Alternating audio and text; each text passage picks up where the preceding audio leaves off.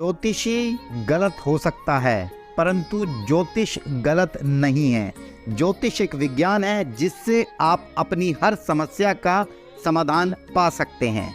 नमस्कार।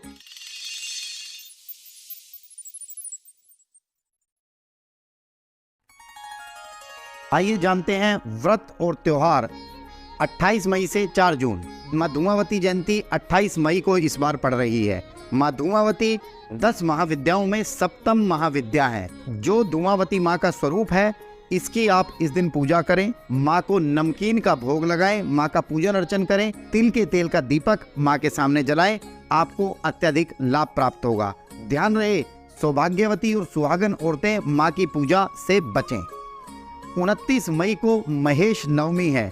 महेश नवमी के दिन प्रातःकाल ब्रह्म मुहूर्त में उठकर स्नान इत्यादि करके शिव भगवान को जल अर्पित करें। साथ में थोड़े कच्चे चावल और दही से भगवान शिव का अभिषेक करें, अत्यधिक लाभ प्राप्त होगा। 30 मई के दिन गंगा दशहरा पड़ रहा है। इस दिन गंगा स्नान का अत्यधिक महत्व बताया गया है।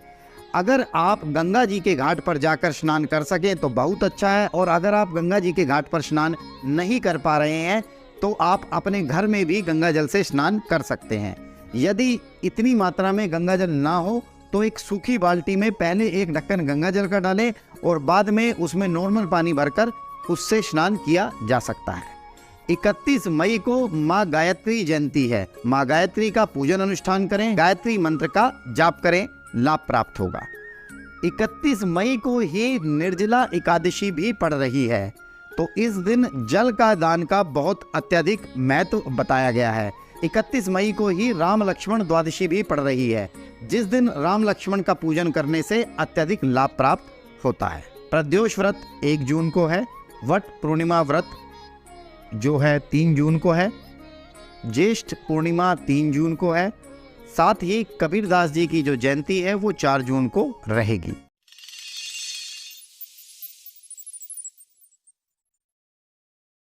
मिथुन राशि 29 मई से 4 जून। अगर बात करें 30 और 31 मई, जातक के लिए सावधानी बरतने योग्य है। जातक के लिए अशुभ तिथि हो सकती है, जातक को यहाँ सावधान रहने की आवश्यकता है।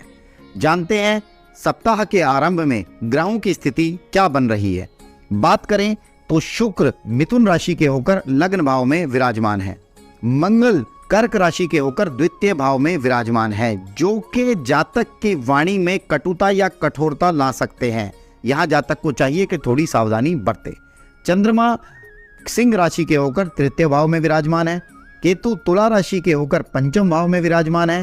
शनि कुंभ राशि के होकर नवम भाव में भाग्य स्थान में विराजमान है। यहाँ पर जातक को अगर सफलता प्राप्त करनी है तो कड़ी मेहनत करे, क्योंकि शनि देवता यहाँ काफ़ी लंबे समय तक रहने वाले हैं। और अगर किसी जातक को पीठ दर्द की समस्या सता रही है तो वो गंगा स्नान कर कर लाभ प्राप्त कर सकता है। राहु बुध और बृहस्पति मेष राशि के होकर 11वें भाव में विराजमान है, जो आपको लाभ दिलाने के सूचक है, परंतु यात्राएं भी करनी पड़ सकती हैं। सूर्य वृषभ राशि के होकर 12वें भाव में विराजमान है। 29 मई के मध्य समय सुखद रहेगा।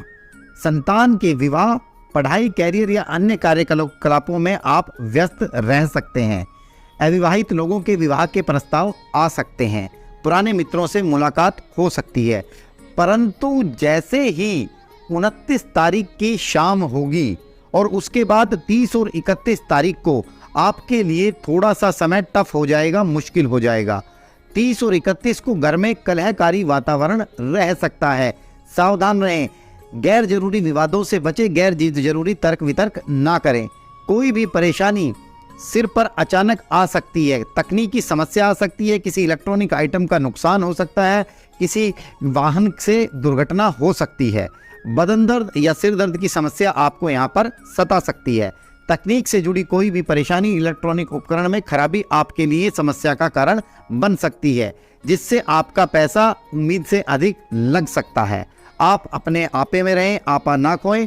अगर आप शेयर मार्केट में निवेश करते हैं तो इन 2 दिनों में संभल कर निवेश करें, अदरवाइज इन 2 दिनों में आपको नुकसान उठाना पड़ सकता है और अगर हो सके तो निवेश ना करें।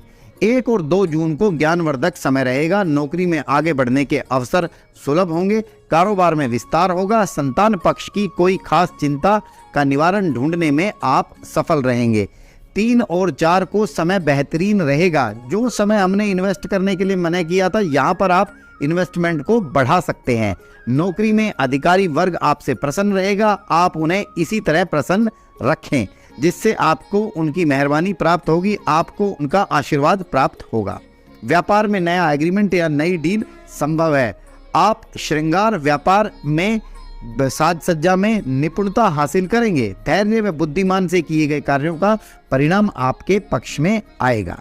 जातक को यहाँ पर चाहिए कि वो शिव भगवान के समक्ष जाकर उन्हें क्रश्ड आइस क्यूब लेकर उनको क्रश कर कर वो शिव भगवान पर चढ़ाए और कच्चे चावल साबुत शिव भगवान पर अर्पित करे तो लाभ प्राप्त होगा।